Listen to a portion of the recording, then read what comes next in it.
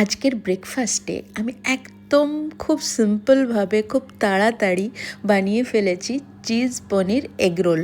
প্রথমেই প্যান গরম করে বাটারটা দিয়েছি, বাটার দিয়ে ওপরে ডিম ফেটিয়ে দিয়ে দেওয়ার পর ওপরে দিয়ে দিয়েছি একটা রুটি, যেটা কালকের রুটি ছিল। তারপর চিজটাকে গ্রেট করে দিয়ে দিলাম। চিজ দেওয়ার পর বাড়িতে যা সবজি ছিল, মানে টমেটো, পেঁয়াজ আর পনির বেশি করে দিলাম। আরও পছন্দের অন্য কোনো সবজিও তোমরা অ্যাড করতে পারো।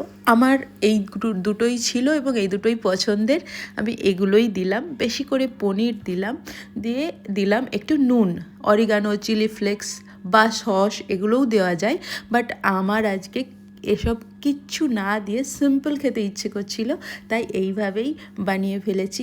এটা ট্রাই করে দেখো, দারুণ খেতে হয়, খুব টেস্টি হয়। একটু সস দিয়ে খেলে ব্যাস জমে যাবে।